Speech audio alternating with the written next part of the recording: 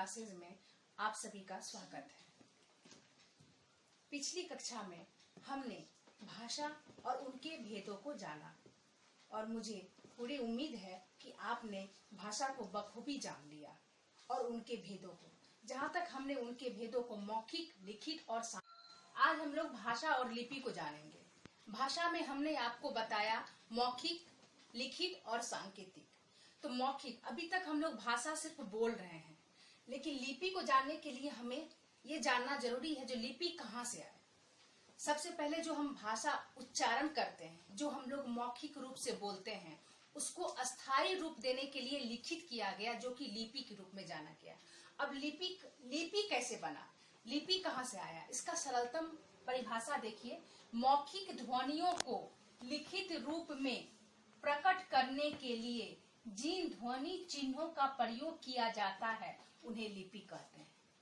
सरलतम भाषा में है मौखिक ध्वनि, जो हम लोग मुंह से बोलते हैं, जो ध्वनि निकलती है, को लिखित रूप में प्रकट, अब उसको लिखना है लिखित रूप में। जब हम प्रकट करने के लिए जिन ध्वनि चिन्हों को, अब हम जो बोल रहे हैं उसे जो लिखना है, उसमें कुछ चिन्हों का प्रयोग किया जाता है, उन्हें। तो बच्चों, हमने लिपि को जान लिया। सरल तरीके से और सरलतम भाषा में हम यह बोल सकते हैं कि किसी भी भाषा को लिखने की विधि को, लिखने की रीति को हम लिपि कहते हैं। आइए अब हम लोग जानते हैं जो ये लिपि कहाँ से आई है और लिपि की उत्पत्ति कहाँ से हुई है। सबसे पहले हम यहाँ देखते हैं ब्राह्मी लिपि। जैसा कि हम नाम जानते हैं ब्राह्मी, इनका नाम सुन के ही लगता है जो बहुत पुरानी नाम है, जो कि जैसे कि प्राचीनतम समय का नाम हो।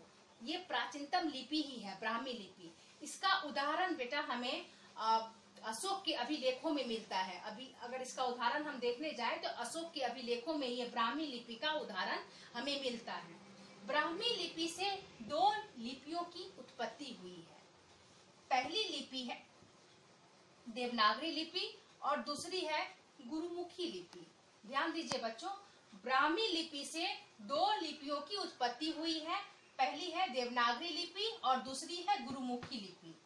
इसके अलावा ब्राह्मी लिपि से दो भाषाओं की भी उत्पत्ति हुई है। यहाँ ध्यान दीजिए, ब्राह्मी लिपि से लिपियों की तो उत्पत्ति हुई, लेकिन दो भाषाओं की, जो कि बांग्ला और गुजराती है। अब हम देखेंगे जो देवनागरी लिपि में कौन कौन सी भाषाएं आती है। तो ध्यान दीजिए बच्चों, देवनागरी लिपि में 4 भाषाएं आती है: संस्कृत, हिंदी, मराठी और नेपाली। और गुरुमुखी जो है लिपि, उसमें पंजाबी जहां हम जानते हैं जो पंजाब में बोली जाती है, पंजाबी। और ये मराठी जो देवनागरी लिपि से आई है, ये महाराष्ट्र की बोली है, की भाषा है, और नेपाली नेपाल में।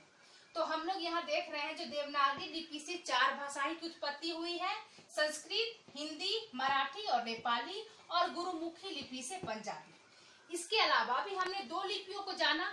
अब हम तीसरी लिपि की ओर चलते हैं, जिसका नाम है रोमन लिपि। क्या नाम है बच्चों? रोमन लिपि। और उसकी जो भाषा है वो है अंग्रेजी। जो हम लोग इंग्लिश बोलते हैं वो हमारी रोमन लिपि है। अब चौथे लिपि की ओर जाते हैं, जिसका नाम है फारसी लिपि। फारसी लिपि में अरबी और उर्दू, ये 2 भाषाएं बोली जाती है। फारसी लिपि में अरबी और उर्दू, ये 2 भाषाएं बोली जाती है। तो अभी हम लोगों ने जाना जो लिपि कहाँ से आई और किन लिपियों की उत्पत्ति हुई और उन लिपियों से किन किन भाषाओं की उत्पत्ति हुई। अब आओ बच्चों, हम देखते हैं इन चारों लिपि में, देवनागरी लिपि, गुरुमुखी लिपि, रोमन लिपि और फारसी लिपि, इन चारों लिपि में कुछ अंतर। तो सबसे पहले हम देखते हैं देवनागरी लिपि, गुरुमुखी लिपि और रोमन लिपि। ये तीनों लिपियां जो है, तीनों में समानताएं हैं, एक जैसे हैं। और फारसी लिपि जो है ये इससे अलग है, इससे विपरीत है। अब हम ये देखेंगे जो तीनों में समानताएं कैसे हैं। तो सबसे पहले हम देखते हैं देवनागरी लिपि, गुरुमुखी और रोमन लिपि। ये जो हम लिखते हैं बेटा, वो हमेशा हम लोग बाएं से दाएं की ओर लिखते हैं। आपने अपने कॉपी में जो भी नोट डाउन करते हैं वो आप ध्यान दोगे, जो वो लिखना जो आप शुरू करते हो वो बाईं ओर से दाईं ओर की ओर लिखना शुरू करते हो। चाहे आप वो संस्कृत लिखो, चाहे हिंदी लिखो, चाहे पंजाबी लिखो, चाहे बांग्ला, गुजराती, जो भी लिखो वो आपको बाईं से दाईं की ओर लिखा जाता है। और रोमन लिपि, इंग्लिश लिखो वो भी, यानी आपका देवनागरी लिपि, गुरुमुखी लिपि और रोमन लिपि ये हमेशा बाईं से दाईं की ओर लिखी जाती है। लेकिन फारसी लिपि जो है ये इसके विपरीत है, ये हमेशा दाईं से बाईं की ओर लिखी जाती है। ये ध्यान दीजिएगा, ध्यान यह देना है कि ये तीनों लिपियां जो है देवनागरी, गुरुमुखी और रोमन, ये बाईं से दाईं की ओर और फारसी लिपि हमेशा दाईं से बाईं। बच्चों, हमने भाषा और लिपि को बखूबी अच्छी तरह जान लिया। अब हम लोग बोली के बारे में हम लोग जानकारी लेंगे। अब आप लोग सोच रहे होंगे मैम तो भाषा बताई, फिर ये बोली क्या है? तो भाषा और बोली में अंतर होता है बेटा। अब क्या अंतर होता है ये मैं आपको बता रही हूँ। भाषा के जो हम भाषा बोलते हैं, जो भी मैंने आपको बताया, हिंदी भाषा, संस्कृत भाषा, जो भी भाषाएं हैं, तो भाषा के क्षेत्रीय रूप को बोली कहते हैं। अब भाषा के क्षेत्रीय रूप को बोली, जो हम लोग क्षेत्र में बोलते हैं अपने क्षेत्र में, वो क्षेत्रीय हो गया। किसी भी जगह, जैसे कि हम लोग झारखंड में रहते हैं, रांची में रहते हैं, फिर हम लोग बिहार जाते हैं, तो ये एक राज्य हो गया। लेकिन जब हम बिहार जाते हैं तो बिहार में देखिएगा अलग अलग क्षेत्रों में अलग अलग तरह की बोली बोली जाती है।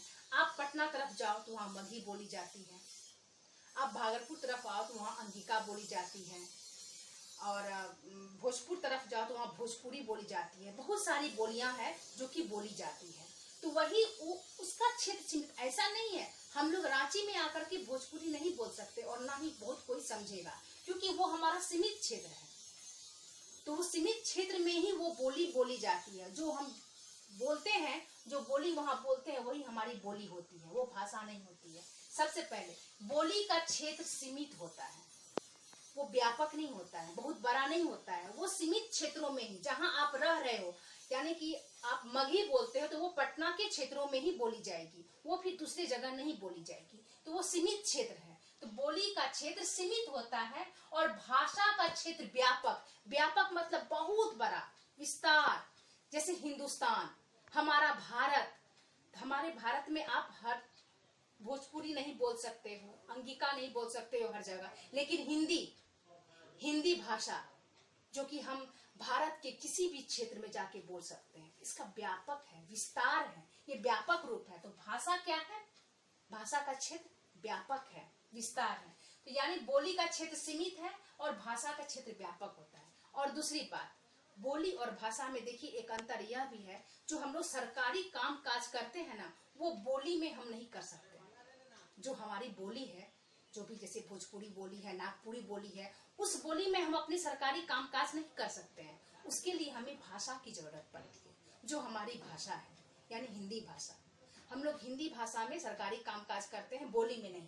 एक चीज बच्चे हमेशा ध्यान देना, जो हिंदी, संस्कृत, अंग्रेजी, पंजाबी, बांग्ला, गुजराती, उर्दू, ये सभी भाषाएं हैं। ध्यान रखना, ये सभी भाषाएं हैं। लेकिन हरियाणवी, राजस्थानी, भोजपुरी, नागपुरी, ये बोलियां हैं, क्योंकि वो सीमित क्षेत्रों में बोली जाती है। इसी कारण ये हमेशा आप लोग ध्यान में रखिएगा कि ये सारी भाषाएं हैं जो हमने यहाँ लिखा है, हिंदी, संस्कृत, अंग्रेजी, पंजाबी, बांग्ला, गुजराती और उर्दू, और हरियाणवी, राजस्थानी, भोजपुरी, नागपुरी इत्यादि बोलियां हैं।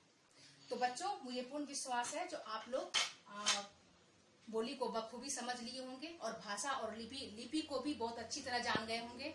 और अगली कक्षा में मैं इसके अगले भाग को लेकर के आऊंगी और आप लोग को फिर पढ़ाऊंगी और समझाऊंगी।